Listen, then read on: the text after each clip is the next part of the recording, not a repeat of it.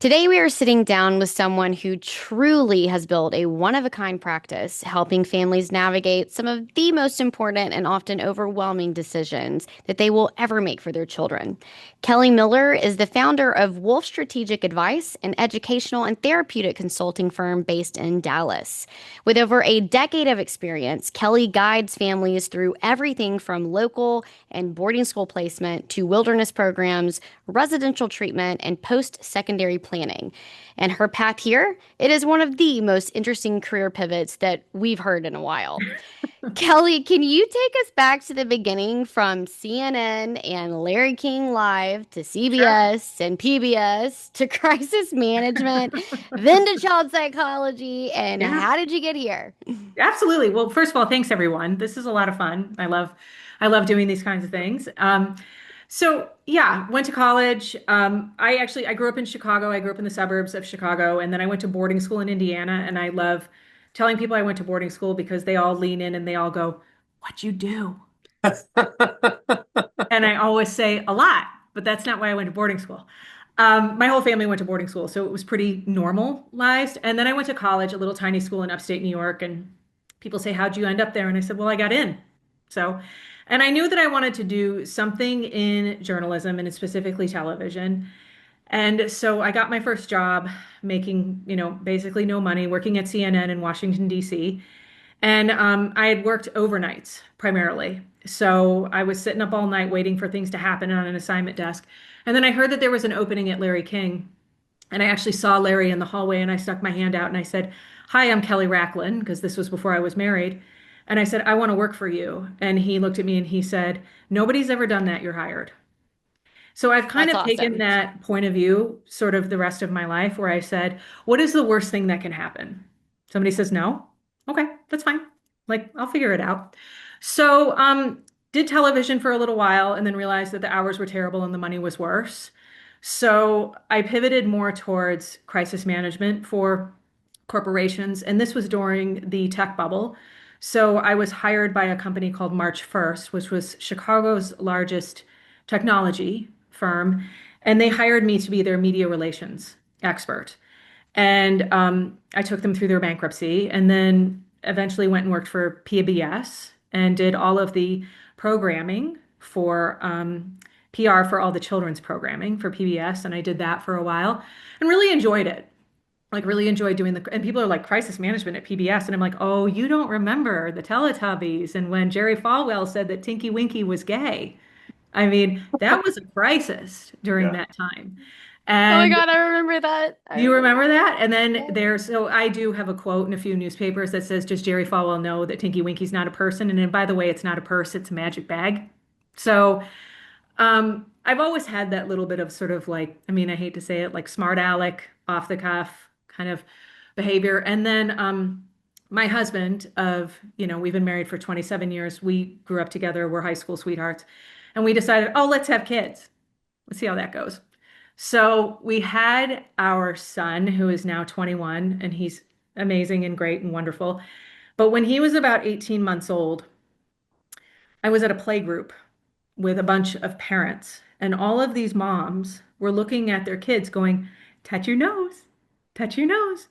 And I looked at Jonathan, and I'm the youngest. My husband's an only child. We don't know anything about kids. And I looked at him and I said, "Touch your nose." And he looked at me like a dog. He literally went.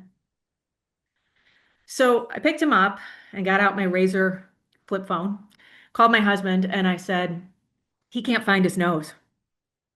And he said, "Well, is he supposed to find his nose?" And I said, "I don't know." He goes, "We'll take him someplace and see if he needs to find his nose." I said, "Okay." So I took him to the pediatrician and they said, "Yeah, you might want to have somebody take a look at him." So we went and had him evaluated and they said, "Your son has a pretty significant language disorder, probably one of the more severe mixed receptive expressive language disorders." And I, of course, my response was, "Huh, what am I going to do with that?" And at that point, I looked at my husband and I said, "Okay, we're going to build up the team. We're going to do what we need to do. We're going to figure it out." And he was like, "Well, how are you going to do that?" I said, "I don't know, but I'm going to figure it out." So after I got him somewhat situated with the whole team, I said to Jeff, my husband, I said, "I think I'm going to sell my crisis management firm and take the money and go back to school and be a therapist. And he said, you ought to put a, it's like the cat, like you ought to put a pin in that grenade. Like that's not a great. And I'm like, what are you talking about? I'm delightful. He's like, no, you're not. He's like, you're not. And so I went back to school and I did the whole master's degree thing. And then I got out, and all my friends, all my family were like, I don't know about you being a therapist. You don't have the patience. And my phone just started ringing, like friends of friends, people saying, hey, my kid was just diagnosed with autism. I don't know what to do. Hey, my kid is in school avoidance. Hey, my kid is smoking a lot of pot. And I didn't know that there was somebody called an educational and therapeutic consultant. And so I just started doing it. And that was almost 17 years ago. And ever since then, I've just been, as I say, doing it. That's how I got here. But I like to tell people, they always say that's like a really interesting path, but I've always worked with people. I think people are interesting. I like working with people. I like finding out people's stories. And that's kind of how I ended up here. And now my son is a sophomore in college and he's doing great. And he's my quirky bird and I adore him. And he comes by the quirkiness honestly. Look at his mother. So it's all good. Okay, so you just said you didn't know what an educational and therapeutic consultant was. You just actually did it. But I'm thinking there's some people listening that have some questions about what that is. Probably Sure. have never heard of it. Can we maybe demystify it a bit? Yeah, absolutely. So, really, what an educational and therapeutic consultant is that we are private case managers. And that can look a lot of different ways. Like, there are certain areas that I really specialize in, and then there's areas that my business partner specializes in, and then there are other consultants around the country that they specialize in that. Like, there are certain consultants that only work with young adults. There are certain consultants that only really want to work with kids that have learning disorders and autism spectrum disorders and things like that. I'm a little bit more of a generalist in the sense of the one thing I would say is that I definitely do quite a bit on the education side as well. Not everybody that comes to me is in crisis. I would say probably 60% of people are in crisis. It's, my kid is not going to school, my kid is using drugs, my kid was caught with a DUI, my kid is expressing, homicidal, suicidal tendencies, whatever the case may be. But there's also a pretty large percentage of people that are saying our current school isn't working. Maybe we'd like to go to boarding school and the benefits of going to boarding school for a lot of kids. The other thing I do a lot of work with is summer programming for families, and that you can do something outside of the box in the summer that feels really good and purposeful and fun for kids and that stretches them a little bit. So they're not just flopping around the house playing on their phone and doing God knows what. So there's lots of different areas that I do, and then there are certain things that I don't do. Like I don't do anything with college because my brain isn't big enough. It's such a different animal. The other thing I don't do is if families call me, for example, and they say, well, I want my baby to go to St. Mark's or I want my baby to go to Hockaday. My response is usually study. Like, I don't know what you want me to do. Like, I don't have a special in there. But if you come to me and you say, hey, we are currently at St. Mark's, we are currently at Hockaday, we're currently at, and we just found out that we have a dyslexia diagnosis, or we went and did some testing with Dr. Hausen, or whatever the case may be, and this stuff has come up, then I say, okay, let's figure out where to get you in the best possible school. So really what I am is one kid said to me, a young adult I worked with once, he said, you're like Tinder. And I said, well, a little. That's maybe one way to put it. But really, I am a matchmaker for families. And the other thing that I do too is to help families build teams. I'm not just about shipping kids off. It's also about, sometimes people come to us and they're like, my kid's experiencing anxiety. And I'm like, well, the first step we're going to do is let's get some testing. Let's see what this looks like. And then after that, it's let's build you out a team. And it has to be a real family commitment in order to actually see some good traction. Because I What think, type Kelly, it's interesting. Sorry, I think it's interesting. A few families have tried to be their own consultant and they go on and they search boarding schools. And I've done that before, just for some of the families that I work with. And what I've appreciated that you guys do, you and Shannon, who's your business partner, you all know the therapist. You know the therapist at the places in Utah, you know the therapist at the places in Arizona.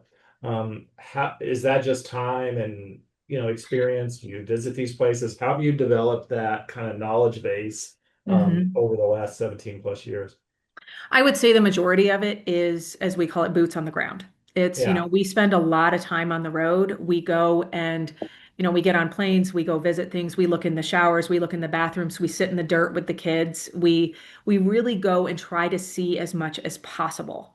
The other thing that I would say about developing those relationships is just finding out who they really work well with. I mean, I have a family that I'm working with right now. Their student really does need to go to a wilderness program. We're actually leaving tomorrow to go. And this is the family where I said, we are going here, we are working with this therapist, and here is why. And they were like, done. Because it's the one thing I don't want to do is waste daylight. There's nothing worse than when a kid goes to a program and then what happens is that we're 3, 4, 5 weeks into it of a 10 or 12 week program and it's the kid's not meshing with the therapist. We've just wasted a lot of time. And time is money. And time is also, let's just call it the most valuable resource. Parents are losing time with their children. And that's a big commitment that parents are having to make is to say, I'm willing to forego that time with my children for them to get well. So I want to respect it. What are the typical families and the typical issues that you see and you help families figure out where they're going to go? I would say a huge part is definitely education. Education's a big part. It's like finding the best educational spot, whether it's a boarding school, a learning difference school, whatever the case may be. Another one is primarily that like crisis. And the crisis can be anything from, my child is so anxious that our school avoidance has just gotten out of control. Things like, I mean, I worked with a family recently and they've missed 45 days of school since the Christmas break. So that's pretty bad. And the other thing that I would say is just that depression, pretty intense. The other thing we're seeing a lot of is really significant technology addiction and pornography usage. A lot of pornography usage, and parents don't know what to do with that. The other thing is that delicate balance between like overly permissive parenting, frankly, where, parents are walking this fine line of, well, I don't want my student to be left out, even though this is against our values as a family. And they don't know what to do with that. And they don't know how to rectify that or how to reconcile that. That's another thing that we see a lot of. And also just that paralysis of like things have been pretty bad for a long time and I call it the contain and maintain. So we're just containing it and maintaining it, but we're not getting better. Like things aren't improving. And they've been doing that a long time. When you have someone that's in a crisis, can you tell us the difference between a wilderness camp or a Sure. therapeutic camp and or a residential camp? Like what are those different kind of tiers that we're Sure. looking at? Well, I would say this is that, a lot of families come to us. And I mean, like I'm working with a family right now where I think that their child would really benefit from a wilderness program, but we're not going to go anywhere until summer. Like we're not in a crisis. I think that my kids that do go to wilderness in the summer are a little bit, for lack of a better word, softer kids. I mean, like if you got to go to Idaho in February, things are a little rocky. Let's just say it. But if you got to go to Idaho in June, that's not so bad, you know? Mhm. So, um, really so much of it depends on what are our goals as a family. The first thing that happens when people call me is that I have a conversation, obviously, with the parents, and I say, is this a good fit? Because there's a lot of times where I say, I'm not your girl, but I will find you the person that is what you need. Like sometimes people will show up and they'll say, I don't have any idea what's going on here. And I say, let's get some testing. Like, let's do that first. If we are not in a crisis, let's do that first.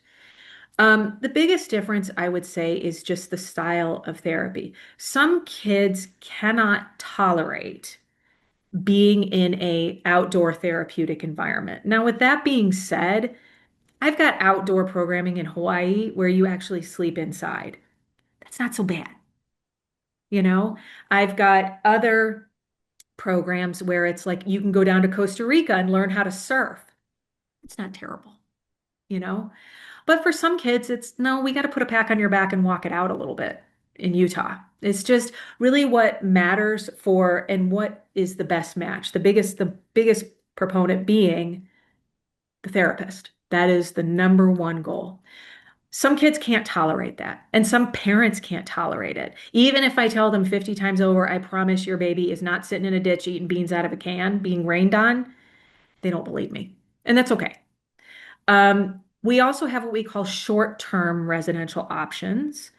And those are you're going to go for 30, 60, 90 days. Most of them are mental health. Some of them are, and most of them are insurance based. A few of them are pretty good. Some of them are not as good. They're just not as clinically sophisticated, I guess is the best way to put it. And then we also have what we call long-term programming. Those are your therapeutic boarding schools and your residential treatment centers. We have what we call social model residential treatment centers and medical model residential treatment centers. Medical model residential treatment centers are a very high level of care. We're talking invisible curtains when you go to sleep at night, meaning if you get up in the middle of the night, it sets off a little buzzer, and the people that are outside of your bedroom know that. So it's things like you stick your finger in a light socket, it's going to short out. If you go into the shower, you can close the door, but you can't lock the door. That's really what that level of care is. It's for kids that are unfortunately highly suicidal. The kids are a danger to themselves or others. That's the level of care that you need. Where a social model can look more like a ranch. It can look like a house in the city. You're getting family therapy, individual therapy, group therapy, art therapy, equine therapy, all these different types of somatic, whatever the case may be. And therapeutic boarding schools are relatively similar to a social model RTC. And finding Kelly, what I've is always, oh, best, oh, go I'm ahead, sorry. sorry. No, go ahead, finish. Yeah, I was just going to say that finding that's part of my process is what I call doing my research, meeting with the family. I try to get as many people as possible if I can interview. I always ask to talk to mom's best friend. That's where you get everything because she knows it all. So, So what I wanted to ask you, so if for families, whether they've thought about been in a situation where they had to think about wilderness, what happens in a wilderness program that is therapeutic? What's going on? It's not mhm. eating beans out of a can. What's happening? Really, it's a couple of things. There's different types of wilderness programs. Like, let's use an example of a program that I work with in Hawaii. They are very holistic, wellness, horticulture. It's called Pacific Quest. I like Pacific Quest for what I call my imploders, meaning those kids that are super anxious, that are really hard on themselves. They're not exploders. They're not your risk takers. They're not your kids that are, doing a lot of sex, drugs, and rock and roll. It's so something like that, it would be we are going to have group therapy every single day. They might call it something like community roundup or community meeting, things like that, but it really is group therapy. You're having individual therapy a couple times a week. You're journaling, you're meditating, you're doing yoga, you're doing horticulture therapy. That's an example of that type of program. Another program that I really like is actually in Idaho, and it's called Blue Fire. And Blue Fire does really good work as well. And it's much more based on adventure. So they have a base camp that the kids stay at, and then they go off on expedition. So it might be, hey, Monday we're on base camp, and that's when you're writing in your journal. That's when you're meeting with your therapist. That's when you're reading the books you have to read. That's when you're writing your letters home. But Tuesday you have equine therapy, and Wednesday we're going to go whitewater rafting, and Thursday you're going to. So it's all of those things. And in addition, the way that the groups are set up, it's rolling admission. So you're going to have a kid that's been there 7 weeks, and you're going to have a kid that's been there 7 minutes. That's by design because the 7 weeker is going to be the leader of the group, and the 7 minute is going to start understanding. There's also field guides, and these are grown-ups. They're college educated, a lot of them are in graduate school that are with the group at all times, and the therapist flows in and out. And really a huge part of it. And then certain programs, you have a lot of communication with parents, meaning not meaning me. I talk to the parents as much as they want. I talk to the program every single week. But some programs have a lot of contact with your kid. Some programs have a little bit less. And that's also by design because some kids can't tolerate in the very beginning having a ton of contact with their parents because the relationship has just become so toxic and so adversarial that we just need a little bit of space. So we primarily work on things like letter writing.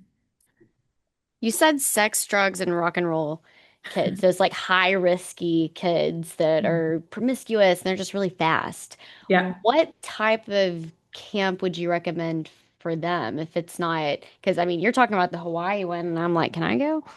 I know. Yeah, Tell me sounds about it. good. Yeah. I keep trying to get my transport team to take me there for just a little break. That'd be really nice. I think we could all That sounds real go. We good. could all go and like spend some time like cultivating a pineapple. It'd be great. Or what about a Um, follow-up episode Yeah. yeah. just in Hawaii? Just Yeah. Live suggesting from Hawaii with Research, Kelly Yeah. just Moore. research. I research. work with Journey's Adolescent Transport. They're my transport guys, and his name is Horace Miller, and he's amazing. And but he goes by Haas.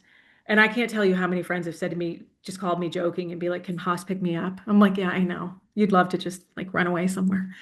Um, it really depends, to be honest. Like I said, it's just so much about the therapist match. That to me is the most important critical point. We don't have that many, wilderness programs left anymore. I think that the appetite for them was so high during COVID. I had 20 plus kids that were in a wilderness program during COVID at any given time. The appetite for, because we were all so shut in, that people loved the idea of my kid is outside, he or she's doing equine therapy, we're surfing, we're paddling in Alaska, we're doing all of these things. The appetite is definitely diminished, and some of that is due to what I would consider inaccurate, false press around saying that these programs are abusive. I tell everybody this. I would never, ever work with a program or send a child anywhere that I wouldn't send my own kid. I really feel very deeply about that. I don't think that we add trauma to trauma. But I also think that there's something to be said about what I call a complete reset. We're going to reset your diet. We're going to reset your sleep. We're going to get you off technology. There's something, not to sound corny, but magical about you and the land of Mhm. just being outside and away from everything. And I would say the majority of my kids, they love it.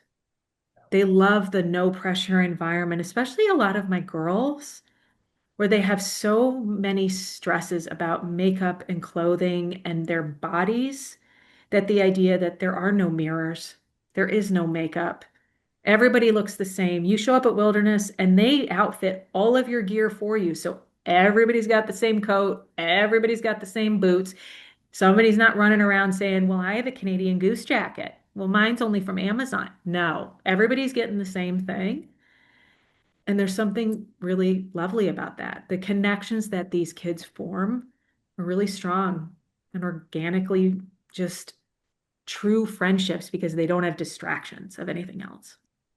And I It's agree. I think you're funny. totally spot on with, the therapist being such an important part of the process. We say all the time, therapy's like dating. If you don't like your therapist, it's not going to work. Yeah, So I agree that that is such an important part to have that relationship. for sure. Yeah, and it's interesting too, Kelly, just some of the families we worked on together. And in Dallas particularly, we don't have really good opportunities for nature. I mean, there's lots of sports, but there's not as much nature. And so Mhm. many of the kids we've sent are the ones that they don't know, they've not had a tan in years because they've not seen the sun, but we put them in programs and they start to love to fish or, Yeah. hike or whittle or what have you. So I think that point is really an important one that I've noticed just in my practice, Mhm. recommending in addition to foundational things on sleep and healthy eating and exercise. We talk a lot about just get in the sun, get in the dirt. I have a Mhm. friend, you guys know I have a ranch, 2 hours west, and she said you're going to come out to the ranch and get in the dirt, and we laugh every time. And I think it's really important that kids are able to get into the dirt and get centered again. I think it's a really important part of a lot of these programs that you're talking about. Um, just that grounding that occurs when you get outside of all the technology, et cetera, that the kids have. And And their I feel like, nervous system calms yeah, down. I mean, they exactly. show up and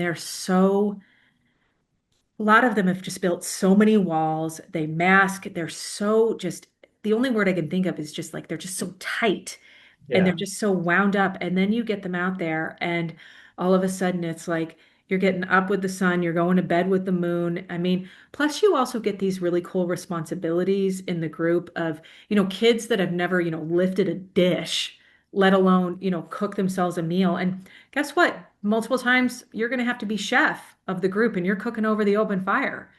And if you don't pay attention and you don't do a good job, you're going to hear about it for the rest of the group. They're going to go, this is garbage. So you want to do a good job. And it's just, and it also creates this wonderful camaraderie for kids of we're all in this together. And I think it can be really, really powerful. But it has to be the right kid. I mean, there are certain kids that, again, they just can't tolerate that. And so, again, wilderness is not for everybody.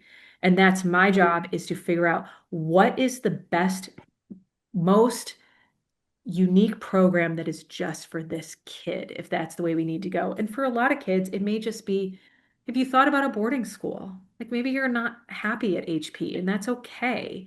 I mean, let's find a school that fits you. I mean, I've got boarding schools with ski slopes on campus. I've got boarding schools that, can do, I've got boarding schools where you go to class all morning and you ski all afternoon. I got boarding schools where you go surfing all weekend. I got boarding schools in Costa Rica. I got boarding schools. You got to find the right fit for everybody. How do you help the parents navigate that process where they recognize and they totally agree, but they are so fearful in making a decision? How do you help them navigate that choice? It's not easy. I would say that that's probably one of the most challenging. And full disclosure, it's a lot of that is on me that it's challenging. I'm not the most patient person, which is why I'm not a Me therapist. either, Kelly. So I think that I'm very grateful to have my business partner because she is, I love to tell everybody, Shannon is patient and kind. And I always tease her because she's from Texas and she's got that Texas accent. And I always tease her that, she gets in there and she's like, Mama, I know how you feel. And she's just really good at that, where I'm like, chop, chop, we're going to make this happen. And I think that that's probably the hardest part is to just work through. And I just try to say to families to say, I'm with you. I'm with you. I mean, like when Mhm. we finish this, I'm actually headed over to a client's house right now because we are telling their child that they are leaving for wilderness tomorrow morning. Mm. And they were like, you'll come over. I said, I am in this with you. I said, you are taking ownership of the decision because he's not my child, but I am in this with you. And I think that that's what families need so much is that they're saying, we don't know what we're doing. We feel unsteady. So I say, I will be your steady hand through this. And I think you're right. Parents need that Yeah. because there's so much information, there's so many different people, and it's nice to have someone who is an expert in it to say, this is what we need to do. Because we Mhm. have diagnosis, which means a prognosis. And then on that, when we think about outcomes, Mhm. how do you describe like this was successful? What are the outcomes that parents can hope for with these Sure. programs? You get asked this question a lot around a lot of um, a lot of dads ask me this question. They say, "What is your success rate?" Yeah, that's always like yeah, again a dad. What does that Um, mean? yeah, and I always just reply, "What is your definition of success?" I mean, I was really great. I got a text earlier today from one of my past clients from like 3 years ago who went to wilderness and went to residential treatment, and it was her holding up a sweatshirt for NYU. And I had not heard from this kid in 3.5 years, probably. And she said on the text, "You helped me make this happen." Oh, I love that. So I'm like, that to me is 100% success. But for a lot of my families, it's my child's alive. And I think that the other thing that I work really hard with families is having a level of acceptance of who is your child. Just because your child is not headed to Harvard does not mean that there's something wrong with them or they don't have worth. I think that there's a lot of kids, like we desperately need kids in trade schools. We Hmm. desperately need kids to pursue so many different avenues in this world. And just because in your mind you had an idea of how you thought this was going to go, it's okay to pivot And it's okay to just love your child for who they are. And there's a level of acceptance there. But as for the success, every case is different. And as much as I would be foolish to sit here and say that I never lost a kid. I have lost a kid. It almost took me out of doing this line of work. It was so devastating to lose a kid. But I think that it also makes me say, but I've worked with over 2,000 families, and I had 1,999 that I didn't lose. And Hmm. I also work with adults and young adults and things, and they're still with us. Hmm. So I view success as, I don't like to say the word happy because happiness is a place we visit. We don't live there. So I say, are you experiencing joy in your life? Are you resilient? So many of our kids are not resilient. So many of our adults are not resilient. They don't have distress tolerance at all. Hmm. Those are really the benchmarks that I look for. And I tell families when kids do go to treatment, I look for 80%. I want you to be like 80% in good shape. I'm not 100%. Believe me, I got a lot to work on. So I think that I look for 80%. It, I like that. I like the 80-20 rule. Yeah. yeah, the Pareto principle comes into play again. Um, I have a couple of questions, and it's interesting. You're hitting on some topics that Eve, Matthew, and I've talked about with multiple experts, and it actually came up when we did a talk at McCullough Intermediate School in the Park Cities this last Wednesday, and we were talking about the rewiring of the brain and kind of tying it into Jonathan Haidt's stuff on social media and the rise of depression and anxiety that kind of mirrors the iPhone. But I love what you're saying about every case is different. Um, Hold on, I just had one of those. Kaylee, you're gonna have to edit this out. Eve, where was I going with that? I don't know. I was trying to look and see what page are you on. I'm not on a page. I was having well, Sorry, I okay. can't read your mind early. I wish I could. I'm not a So, magician. It's crazy. so maybe we'll edit the part about all that. But anyways, so we've had multiple experts talking about well-intentioned parents. It's difficult to watch your kids struggle. Um, Parents say my kid doesn't have time for a summer job because we got to get the resume just right. And you made an interesting point earlier about, hey, I've got some interesting summer, I think you called them programs where your kid is Yeah. not sitting around playing video games. Yeah. Are you familiar with Julia Lithcott-Hames and her book, Yeah. How to Raise an Adult? So we had her on, I think it was like maybe season one or season two. And I really Mhm. liked her book. It talked a little bit about some of what you were talking about, right? There's not a single path for everybody. Every case is different. But she said there is so much value in your kid having a job, being accountable to someone not named mom and dad, learning how to work hard, learning how, to your point, grit and resilience and all the things. So can you talk about maybe a little bit about what some of the summer programs look like? And then what does it look like if you think your kid maybe is not on the path for the 4-year college? Like you said, we need all these other positions. AI and tech is creating things that we don't even know about. So what are some, if you think, okay, number one, what could I do with my kid for summer and high school where Mhm. they're building skills and job and beyond? And then once we talk about, okay, so I don't think that my kid's quite ready for the 4-year university, what are some options out there? Sure. I think that there's something incredibly valuable about having a job. And I think that we have really gotten away from that. Now, with that being said, I also think that unfortunately, a lot of employers have gotten away from hiring kids in the summer. There have been lots of kids I have worked with, and they're like, I desperately tried to find a job and I couldn't get a job because I can only work for 2 months in the summer or 2.5 months because of my break. And so I think it needs to be more of a collective effort. Like I also think that whether it's, I tell kids all the time, I'm like, get creative about and also if you do have the privilege of being able to find an internship.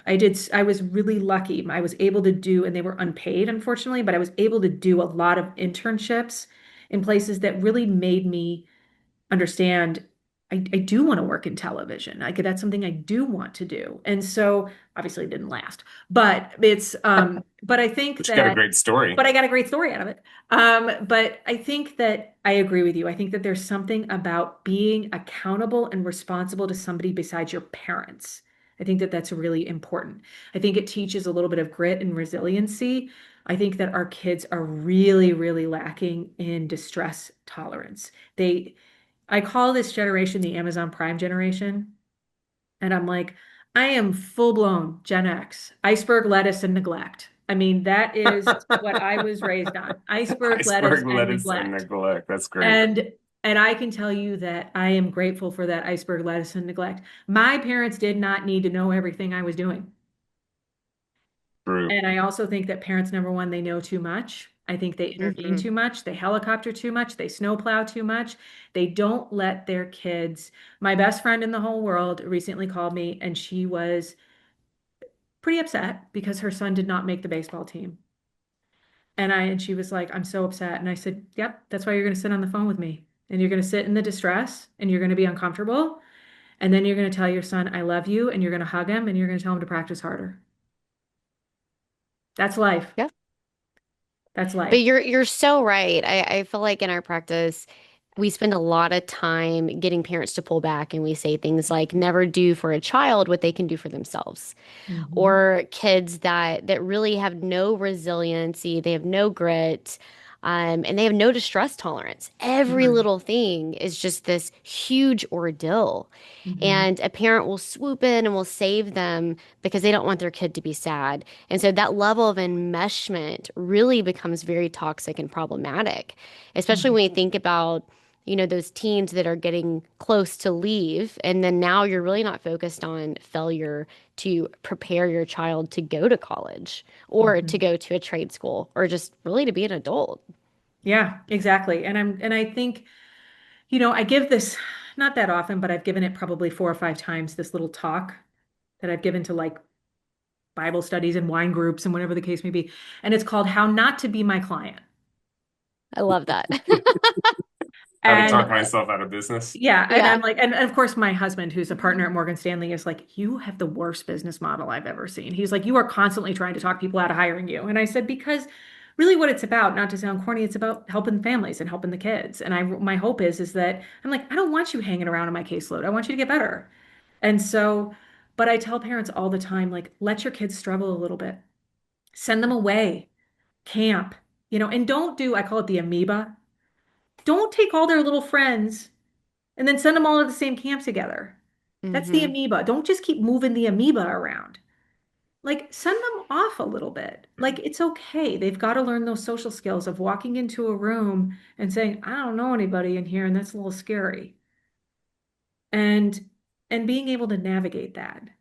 It's really important. And the other thing that I'm seeing so much of is a very big rise in what we call our young adult population of who we're working with.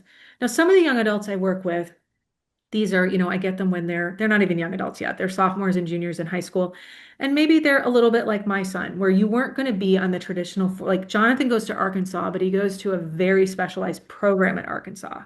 So, and it's great for him and he's thrilled and happy and has more friends than I do for obvious reasons. Um, but what I would say is for a lot of families, they come to me because they're like, we don't, if, especially if their kids are on the spectrum or have learning issues, they're like, we don't know what this looks like after high school. I help them with that. But then the other population are these kids that really were not ready, or these kids that didn't have the maturity, they weren't ready, they didn't have any of the skills, and they still went to college. And then within 2 months, you're not going to class, smoking pot, and buried under a pile of pizza boxes. And so I think it's also having that moment to tell families, and then I'll sit down with them and they'll say, yeah, it didn't work out at whatever college. And I say, well, tell me about what things you were doing as a family so that they were prepared to go to college. And then come to find out these kids had never been away from home. these kids had never really navigated any sort of problems or like registering for a class or if they take medication, managing the medication or what it means to get yourself up in the morning, get to the dining hall, get yourself something to eat, get yourself to class, make a friend, do all these things. And it takes a lot of executive functioning. And that's why I tell families, try to send your children away. It fosters independence. And if you don't feel like your kid is ready for college, there's lots of different things that we can do. We have a whole classification of programs that we call young adult life skills programs, and they are tailored to all different types of kids. Some are just for kids on the spectrum, some are just for kids that maybe struggle a little bit with substance usage, some are just for those kids that just didn't make it or aren't ready to go to college. And you can live in an apartment or live in a house, and you have a life coach and you have a therapist and you go to college, you get a job, but you have all of this wonderful scaffolding that gets built up around you. And the more successful you are, we're going to take that scaffolding away. And most of those programs are about a year long. And I tell families, if you really don't feel like your kid is ready to go to college, that can be a really nice step. Or the other thing is to do something like a gap year, do a community service gap year, do a community service semester, whatever the case may be, and spend a little bit more time cooking and marinating to get your maturity up. That's great because I feel like we have a bunch of those that either need just like a little bit of extra time or they do go to that college and they just can't be successful. So Yeah. that's very helpful. Can I ask a question in terms of that? So how do you handle the social pressure that comes along with that? Why is your kid not going to college? Yeah. Something wrong? Well, yeah, exactly. I think that that's a huge pressure all the way along. I would say that no matter what, if a kid ever does something that is quote outside of the norm, whether it's going to boarding school, going to treatment, going to whatever, that's one of the biggest concerns that parents have, which is I always say to parents, as I say, number one, I want you to protect your child's privacy at all costs. I think that children do deserve, even though they're minors, and in some cases they're not, but in a lot of cases they deserve privacy. And I think that that's number one. Number two is that, for example, if I have a 15-year-old that's going off to treatment and the parents are like, what do we say? I say, we're just having a little bit of a tough time and we're taking a break. That's it. We're not saying anymore because this is little Timmy's story. This is not my story. It's not your story. It's his story. Hmm. And as for if we're not going to college, what I say is that it's really interesting. I find that when parents are honest with other parents, there's this sense of like, oh, I see you. Yeah, my kid, and all of a sudden you create this beautiful camaraderie. You think that if more people were just honest. Even when people call me and they're like, well, my son is a little quirky. I'm like, really? I got one of those. They're great. I got a quirky bird. He's great. And all of a sudden you can see their shoulders drop. It's like They're that like, normalization. they're like, oh, you get it. And I'm like, yeah, I get it. It's okay. It's okay. It's gonna be okay. Eve, is it time for a lightning round? That's what I was just about to say. Okay, Let's do it. let's do it. Okay, so we're going to give you some scenarios here. Okay, And the question for all of these is how would you advise these parents? got it. All right, so this is for the parent that is in denial, which may Okay. be all of them. A child has been struggling in school for 2 years, failing grades, teacher concerns, social withdrawal, but the parents keep saying he just needs a little more time to mature. At Mhm. what point is that no longer a reasonable position? And what would you say to that parent? I'm in that situation with a couple of parents right now. And it is, as a consultant, it's a very difficult situation to be in because I always tell families is that you have to look at the behavior that the kid is exhibiting as this is a symptom. And it's also when the behaviors start to escalate, I feel like kids are waving the white flag. They don't know how to sit down. They don't have the brain development to sit down and say to you, oh, mama, papa, I'm really struggling with my mental health. They're not going to do that. And so what they're going to do is they're going to mouth off to you and they're going to avoid school and they're going to be as oppositional as the day is long, and they're going to, all of these things, or they're going to just completely implode and spend all this time on tech and everything else. And I'm going, you have to look at the behavior like a symptom.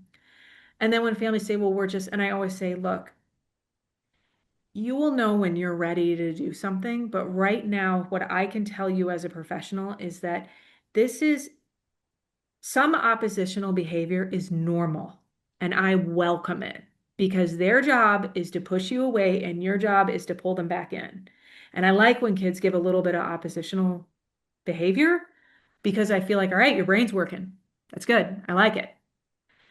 But when it is infringing on your daily living, meaning your job is to go to school and perform reasonably well, if you are not showering, if you are not engaging in anything that brings you joy, if you are oppositional with your parents in all forms of authority, this is infringing on your daily living. You can't mature your way out of that. That is a child that doesn't have any skills and they need skills. We have to help them. That's your job as a parent. I like that.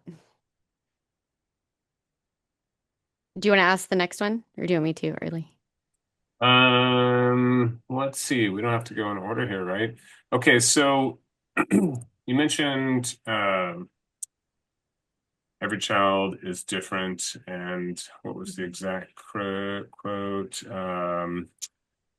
I can't remember, but can we just say that every kid is different and no path is the same for everybody? So Yep. what about like a parent that calls you and they're saying, my child, I can't just doesn't fit anywhere. I've tried several schools, Mhm. and each time the school keeps coming back and saying, my child is the problem. Where do you where do you start, and how do you help that family? Well, I think it's the first thing that I would say is, well, why don't you tell me exactly what the schools are telling you? I mean, the other thing that I get is a lot of families will say, they'll call me and they'll say, I can't find a fit anywhere in Dallas for my child. And then I say, well, let me dig in a little bit and figure out more about your kid. And sometimes it's just a situation where they're like, oh, I didn't know about that school, or I never heard of that school, or things like that. That's one thing. The other thing I would say is we can also look at, boarding schools. And then parents will sometimes reply, well, I don't want to send my baby away. And I'm like, well, you're not sending them away. They're not a kitten on a doorstep. I mean, I think that it really can be an opportunity for to be able to find community and find friends and find teachers that respect them. And, there's a school that I love in Connecticut, and it's called the Woodhall School, and it's an all boys school, and they only take 50 boys, and the boys are a little neurospicy. And they just do an amazing job of really understanding that neurospicy male brain. And I think that it's really helping families to understand that education can look a lot of different ways. I'm not a huge proponent of one-on-one education unless absolutely necessary. I'm not a huge proponent of homeschooling unless you're in some sort of homeschooling co-op where there's socialization opportunities. I think when parents just have kids at home and only on a laptop with a teacher, that does make me a little bit nervous because I also think that unfortunately, that's a very low distress environment. It's not preparing you for life. We all live in what we would call a high distress environment.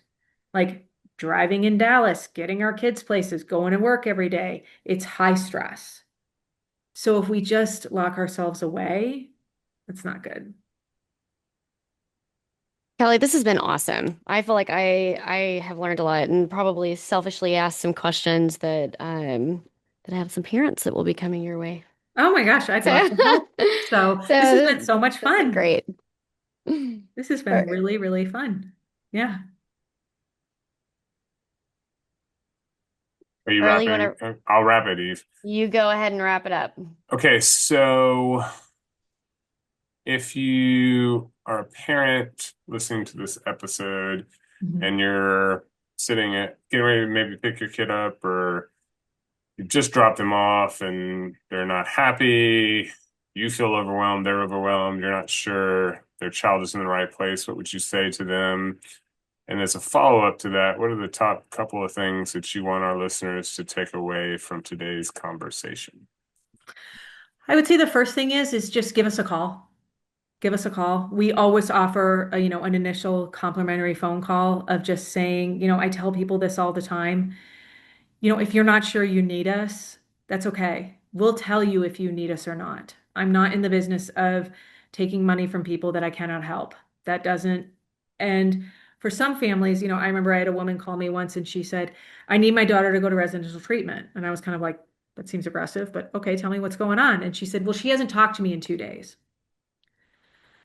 Slow your roll. Slow down.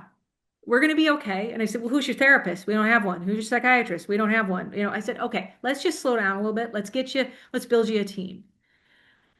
I think that just letting families know that calling and reaching out for help does not mean you're a bad parent, does not mean that you're not doing it right, does not mean that, this means that like automatically your kid's going to go away and eat beans out of a can. I mean, it's not like that. And so I think that that's the first thing that I would tell families. My hope and my takeaway for families is to say parenting is really hard, but the other thing that I'm seeing too is I just don't want people to lose the fun of being in a family. Like having kids is maddening and frustrating and taxing and stressful, but it's also really fun. And I just want you to enjoy your kids and also understand that just because they're your kids doesn't mean that they're going to be a mirror image of you. And let them be who they are and guide them and seek help when you need it. Like all of us are here, we've got great professionals that are all just here and happy to help. I think that's great advice. And I would just say to parents too, if you're struggling and you're not sure where to start, I think your pediatrician is a good jumping off point. I couldn't agree with that more. It's just, I think that there's so many great pediatricians that are out there to say, yeah, this is something you should look into.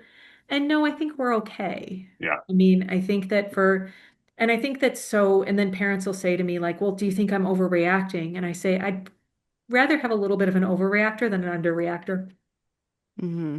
that's good perspective. And I was thinking about, as you said, enjoy your kids and don't Yeah. lose the fun. I always think back to that phrase that well-meaning people say that, well, the days are long and the years are short. And then when you're in the middle of parenting, you're like, I don't, especially with the really tough days or weeks or months, you're like, Mm. I'm sure that's true, but don't talk to me about that right now. Oh yeah, So, you always have like the grandmother at the grocery store where your kid's right. having a complete cow and they're like, "Oh, sweetheart, it goes so quickly." And you're like, "Eh." I mean, like it's like so That's Can't after go they gave you faster the, right now. that's yeah, after they like gave you the unsolicited advice, right? right, Yeah. right. Did And I I also ask for think that? too, like I love all the kids that I work with and even the ones that like provide such awesome insults to me because, and I mean, I met with a kid recently where I was supposed to meet with her, walked into the house, was sitting at the table. She walked down the stairs, took one look at me and went, nope, and walked back upstairs. I'm like, Right. I, I like that stuff because I'm like, all right, sister, game on. Yeah. I mean, Yeah. and I love like when kids give me insults. Like I've gotten some really good ones. And, and I mean, but I also think that I try to be playful when I can with kids. And do you want to hear the best insult I ever got? Are, I'm wondering. are we ready for it? Yeah. I mean, there doesn't have any bad language. Okay. So Oh. yeah, I Yeah, Eve's know. disappointed. I know you disappointed. So I went to go see this kid at a wilderness program, and I walked up and he looked at me and he said, your hair makes you look like you want to see the manager. Like, oh, a Karen joke. Yay. So I looked Nice. at him and I said, and my face just went deadpan. I looked at him, I go, come here. And he looks up at his big burly therapist. The guy said, I've worked with her for 10 years. She's your problem. And I said, come here. And he walks up close to me and I whispered, I am the manager. Nice. Like, I like, but you know what? I actually just saw that kid a couple of weeks ago. He gave me a huge hug. Like, it's all good. Yeah. Yeah. that's Uh, awesome. Yeah. this has been a great episode, and I think I find it encouraging, and then I think there's some good resources in here for people. And then, maybe good perspective too, right? And I always think about that idea of loving the kid that's in front of you, not the one that you imagined, or however Yeah. that phrase goes too. The same Yeah. person in the grocery store, hey, honey, love the kid you have, not the no. Yeah. So, where can people find out more about you and your Sure. business partners? Shannon, is that right? Yeah, her name is Shannon and her last name is DeVilbus. And you can find us at wolfstrategicadvice.com. And that's a great place to find us. I live right here in Dallas, so does Shannon, but we work with families all over the country. I have a couple of international clients as well. Um, and I tell families just reach out to us. We're always here to answer questions. We're always here to help you find the best resources. A lot of families come to us and say, we can't afford treatment. And I say, maybe you can if you have insurance. Let's get you an insurance adjuster. Let's take a look at that. We really try and we work on lots of different bases, meaning some people sign us for what I call like the big 3-month contract, and other families sign us for a few hours of work. We're flexible. It's just giving the families what they need. That's awesome. Thank you. Thanks Of for course. sharing your amazing origin story, if that's Yeah, what we're going to weirdo call story. it. Yeah. Thank you for demystifying what an educational and therapeutic consultant is. Yeah. And thanks for what you do to help families navigate kind of this crazy journey called life. And what was it you said about you want people to remember to have fun, enjoy their Try to like family? enjoy your kids and have fun with them. And even in the like, it sounds corny, but like even in the moments that you look at, and like I even remember with my own son when after he had his diagnosis and we were in speech therapy 5 days a week, and he went to a specialized preschool in Chicago that was just like crazy expensive. And like he was in OT 3 days a week, and it was just like constant therapy and constant everything. And I really tried to just sort of look at it like he's still a kid. He still wants to go to the zoo. He still wants to hang out with me. He still wants to, and I feel like because of that, we have such an incredible relationship, our family does. And it's just loving him for who he is and quirks and all, because he loves me, quirks and all, and my husband. Like none of us are perfect. And I think that just trying to remember that to just be playful and have fun. I like that. Love that. You said Yeah. parenting is hard, don't lose the fun, and if you're really struggling, seek help. Yeah, exactly. Awesome. Thank you for all you do, Kelly. Thanks for walking us through this, and maybe we'll have to have a follow-up conversation because there's clearly more to cover here, but we appreciate it. Thank you very Hey, much. thanks, you guys. I really appreciate the opportunity. This was a lot of fun.